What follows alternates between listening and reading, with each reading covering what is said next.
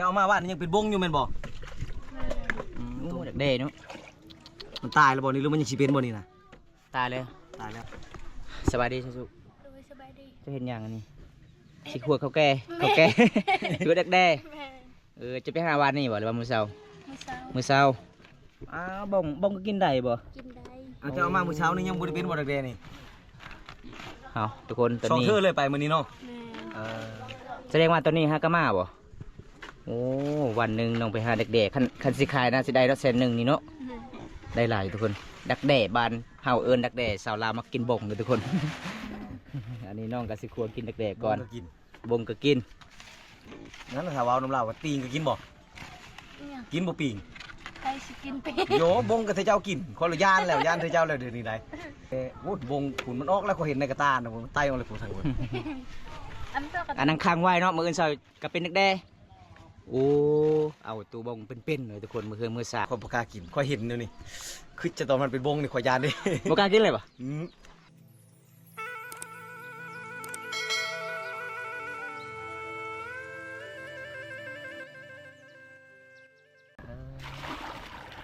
จะเอามาว่านี่ยังเป็นบงอยู่แม่นบ่ดักแด้เนาะมันตายแล้วบ่นี่หรือมันยังสิเป็นบ่นี่นะตายเลยตายแล้วโอ้ดักแด้ทุกคนสบายดีสุสบายดีจะเห็นอย่างนี้สิขวดเขาแก่ถือดักแด้จะไปหาวันนี่บ่หรือว่ามื้อเช้าอ้าวบงก็กินได้บ่กินได้จะเอามามื้อเช้านี่ยังบ่ได้เป็นบ่ดักแด้นี่เอาทุกคนตอนนี้2 เทื่อเลยไปมื้อนี้เนาะแสดงว่าตอนนี้ฮากามาบ่โอ้วันหนึ่งน้องไปหาดักแด้คันสิขายน่าสิได้100,000นี่เนาะได้หลายทุกคนดักแด้บานเฮาเอิ้นดักแด้สาวลาวมากินบงเลยทุกคน อันนี้น้องก็สิควรกินดักแด้ก่อนบงก็กินงั้นถ้าว่าน้ำลาวว่าตีงก็กินบ่กินบ่ปิงใครสิกินปิงโยบงก็เธอเจ้ากินคนละย่านแล้วย่านเธอเจ้าแล้วเดี๋ยวนี้ได้แต่ก่อนค่อยบ่เคยย่านสาวชน เอาคือหลังเอาค่อยเห็นเธอเจ้ากินบงก็ได้ย่านกี่พุ่นบ่สิคั่วเลยบ่นี่นะโอ้ได้หลายโดยทุกคนชวนตัวเจ้ามามื้อนี้ปลาไว้ซะก่อนมื้ออื่นจังสิกินมื้ออื่นให้เป็นดักแด้โอ้บงขุนมันออกแล้วเขาเห็นในกระตานะผมไต่ออกเลยผมทางบน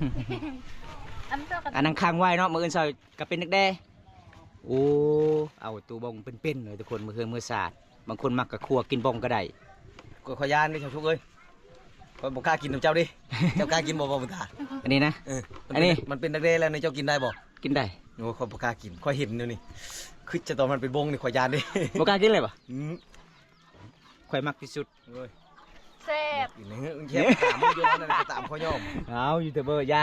บ่อยากกินดักแด้แล้วบัดนี้ยอมบ่เคยกินเลยบ่บ่เคยกินเลยเพื่อนโอ้เอ้าอีหยังเจ้าดิบคือกินได้ดิบ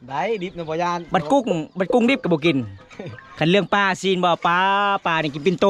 เลยได้บ่ยานนะถึกมองนี่เก็บบ่ได้ออกก็กินไปเลยโอ้บัดบ้องแซ่บๆก็บ่กินอีกทุกคนแปลกหลายเลยเต้นทราบล้างเอาแบบนี้เนาะโอ้มันซาคั่วไปเลยบ่เราเลือกคนได้บ่ท่านได้กินข้าวมันบ่เจ้าน่ะโอ้หิวข้าวทุกคนน้องหากระมาเตะหาดักแด้จันแก้วแล้วนี่กินบ่ได้เหรอจันแก้วเขาบ่กินได้เอาให้ได้จ้ะให้ไปก็ยอมเลยบงปลากระป๋องโลดมันเป็นอันนี้มันดักแด้อยู่ฮะมันบงเป็นค่อยมักกินได้สำเนียงค่อยซื้อได้50,000ของแซ่ผู้สาวกินบงแกงใส่หน่อไม้โอ้สุดยอดอยู่เตาเนี่ยโดคือแถวบ้านเจียงนี่บอลค่อยชอนปีทำบิดค่อยไปเฮ็ดเวียกปีทำบิดนี่เป็นบงเขาก็คั่วกินทางบงเลยบ่ท่านเป็นดักแด้แล้วเขากินเป็นบงแล้วโลดอันนี้คือกันเนาะผู้กินก็กินบางคนมาก็กินเนาะสุกๆเนาะกินดิบก็มีได้โอ้ยเขาเอาแล้วกินเลยเอาไป10 โต20 โตเลยโอ้ยดำมืดปากข่อยนี่เป็นตะย่านผู้มักนี่กินเลยได้แซ่บเขาเบาเจ้าก็กินดิบบ่ชาวชุกินมุกโดนน่ะคันดักแด้ก็กินได้ดิบโอ้ตายแล้ววันนี้กินแอมนี่ตอนไหนเรื่องเบิ้งอ่ะเจ้าก็กินนี่กินดิบอีกแห้งโหดเจ้าก็พูดตามไปเชื่อ เขาย่านบ้าบุตายอีกแล้วทุกคนป่านนี้ กินดักแด้ดิบแซ่บคันปลาแล้วค่อยบ่กิน โอ้นั่นละคงบำรุงตับปลานะ เอาทุกคนอันนี้ก็คือเอากะกินดักแด้กับสุกก่อนเพิ่นไปหามื้อนี้ซองเถื่อเลยทุกคนเลยก็ได้สำเนียงก็มันเป็นเรื่องง่าย ปีนกกใหม่ชุ่งๆเนาะสิได้กินเนาะ อยู่ทางกระตาใหญ่น้องก็เอาไปบ่งคักบ่งไว้พี่น้องมื้ออื่นเช้าก็สิได้กินมันเป็นดักแด้เลยทุกคนเพราะว่าช่วงนี้ก็สิฮอดดักแด้ บอก ใกล้ มันเป็นนั่นคือมีช่องฉี่บ่ชาวชุก หืม เบิ่งเด้อ อันนี้ ต้องใกล้ๆเด้อ อันนี้มัน นี่มันเป็นช่องฉี่นี่ มันจะเข้าใจบ่ นี่ ถ้ามันอยู่ สีเขียวกับสีนั้น ถ้ามันอยู่ใบไม้ดำมันก็เป็นดำคือกัน อันนี้ เออ ใบไม้เขียวนี่นะเวลามันเกิดดักแด้ โอ้ นี่ นั่ นะ นน่ะเนาะ เออ ถ้ามันเป็นใบไม้เรื่องมันก็เป็นเรื่องคือกันบันไดมันอยู่นะ โอ้ชาวชุกเฮืออะไรไข่ย้อยแล้วก็ฮ้อนขนาดตาเบิ่งนี่มาบ่ทันได้เปลี่ยนเครื่องแล้วก็โดดที่กินเลยอยากเข้า เจาะเลยกินเลย เจาะเลย เปลือยเนี่ย này mà chỗ đấy ได้ไหมดูตา cái ăn ai vô ăn มาเดี๋ยวทุกคนพอได้จะกินบงกับสาวลาวมาได้ อันนี้บ้านเฮาเอิ้นดักแด้ภาษาลาวก็ดักแด้เนาะ FC เฮานี่ตาเบิ่งนี่น้อยคนเขาสิกินได้คือที่เฮานี่โว้ย แม่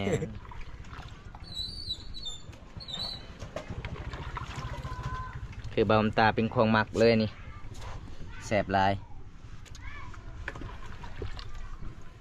คันสิขาดับ50,000 กีบ60 มีผู้ชื่อบ่ โอ้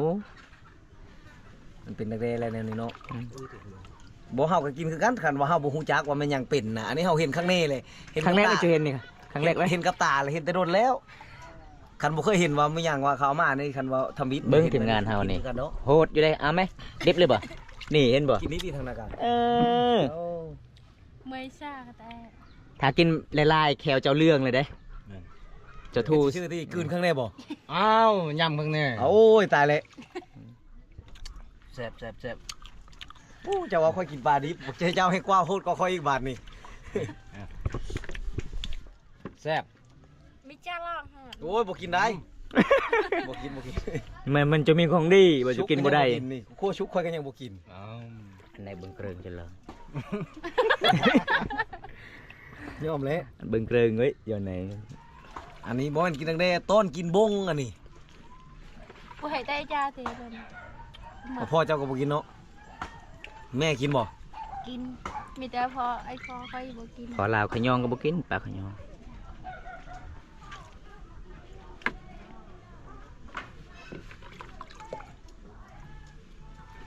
chậu này rồi chậu tay mặc cầm đây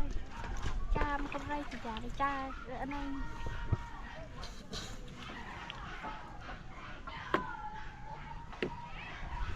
หมดแล้วบ่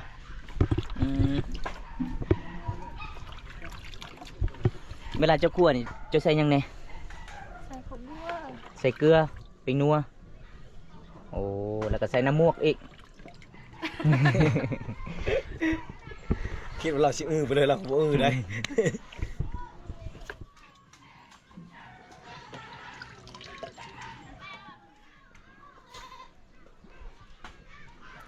คันผู้บ่าวผู้ใดบ่เคยเห็นมาลิ้นน้ำชาชุกเอาตัวนี้ให้กินแล้วนี่เฮากับคันเฮาบ่เคยเห็นเฮาบ่ฮู้จักเฮาก็กินคือกันคันเราย่อนี่ อันนี้เฮาเห็นแล้วกับตาเฮาไปนี่เฮากินบ่ได้ดอก กินมาลงเลยบ่ บ่ลงเลย anh ăn được đây cha anh ta bình thường อันนี้เห็นแต่ได้จะกิน ค่อยฮู้แล้วในนี้ค่อยบ่กิน mày này อยู่ฝั่งไทยให้ลายเด้ ความหมายของค่อยคือว่าทำบิดเฮาบ่ฮู้แต่ทำบิดทำบ่เห็นอะไรเลยเฮาบ่ฮู้จักมันยังเป็นเลยน่าจะกินอยู่ cái này là đặc đe riêng hả đặc đe riêng cùng đe thì đe rõ จักได้หยัง đe riêng mà cùng qua con riêng ใหญ่เด็กๆตัวใหญ่ตัวสีดำบงใหญ่ มันอยู่ในใช้ ไม่ cùng qua con riêng จักได้บงกระเล่นนะ đe đụng một con Ôi. เนาะทุกคนตอนนี้กะน้องก็สิครัวเด็กๆให้กินอีกพี่น้องเลยน้องฮากามาแต่ป่าแต่ดง ใช้น้ำบ่เจ้าสิต้มบ่จ้ะแกง ดี บ่เลย นะอุ้ยน้ำลายโพดอันนี้นะ มันต้องใช้น้ำนั้นใช้น้ำมันบ่แม่นบ่ทอดใช้น้ำมันจ้ะชุก ừ. สิแกงเอาแบบนั้นบ่ บ่มันแล้วนี่นะบ่ใส่ก็ได้ นั่นน่ะเนาะ มันแสบแล้วพอดีแล้ว ไปเลย เด้อเลยไป ก็มีลูก คนจัดการไปเบิ่งสูตรของน้องเพิ่นสิคั่วดักแด้ให้กิน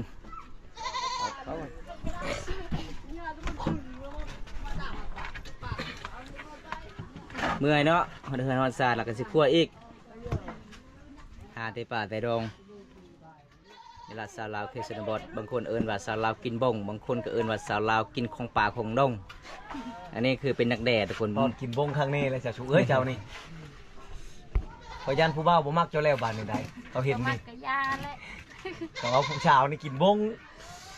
ผู้สาวกินบ้งเนี่ยเขาว่าผู้สาวพี่ป๊อบเดี๋ยวบางคนเนี่ย มันบ่ให้โทษชาวชุกผู้เดียวเด้อทุกคนเด้อเขาพากันกินหมดบ้านเนาะ บ้านเฮากินเบิด กินหมด ใส่บังเพ็ดบ่ ถึงนู่นใช่หลายๆใช่หลายแซ่บหลาย เดี๋ยวมันจะได้ไอ้เช็ดลาย ดีเลย ใช่อีกใช่รถเดี๋ยวพังว่าบุญตาใช่อีก ใช่นี่เกี่ยวอะไรเนี่ยเมีย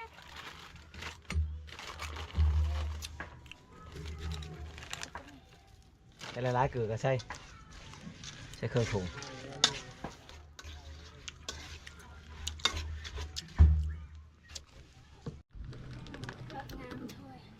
มันงามไปได้เนาะผมว่าจะไปชนน้ำความงามเลยแต่ผู้ชายชุดลายก็ห่วงเดี๋ยวได้เดินบ่งามยังมาให้ได้ถ้วยนะ เป็นยังไงจะสุกเลยบ่ ใช่ขนมอ่ะลุกใช่ขนมได้นี่ถ้วยได้ อีโจตั้ง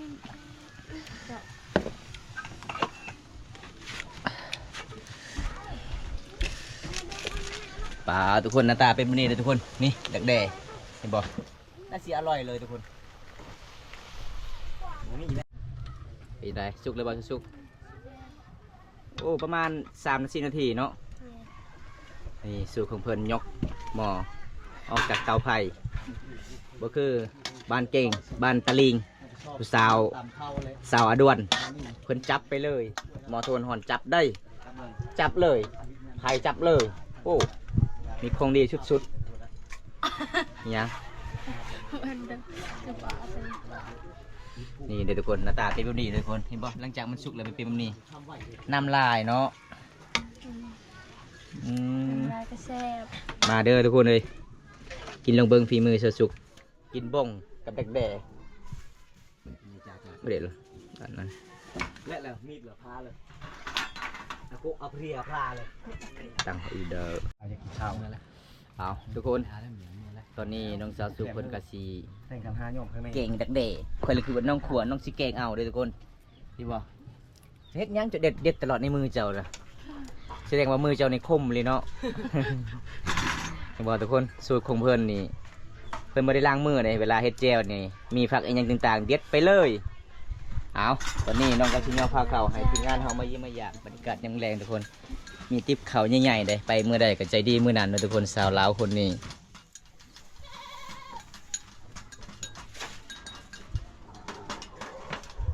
นี่ บ้านนี้ครัววงชาวชุกเอ้าแต่กินได้ก็กินได้ทุกคนเด้อ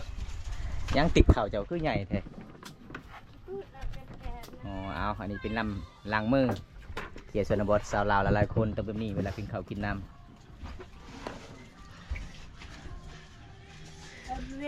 นี่ทุกคนมันชุกเลยบ้านนี้แดกๆเลยนี่ระบง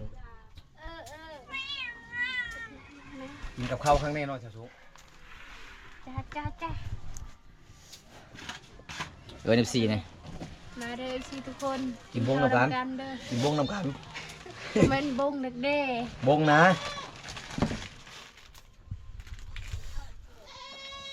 มากินน้ำกันพี่น้องกินแดกๆครั้งแรกปีนี้2026 10 ปีเลยบ่ได้กินแดกๆอันนี้เป็นปีที่3ที่ได้กินแดกๆหายากเลยทุกคนแดกๆเลยเอาให้สุกลงมึงแซ่บบ่แซ่บหลายเนาะมาพี่น้องมานี่เป็นแบบนี้หน้าตากินน้ำกันนะทุกคน ชื่อเปิ้ลเนี่ย แซ่บเนาะ ชาวชุกให้กินแคบอยู่แล้ว พัฒนาเมืองจันทร์เนี่ยไงเนี่ย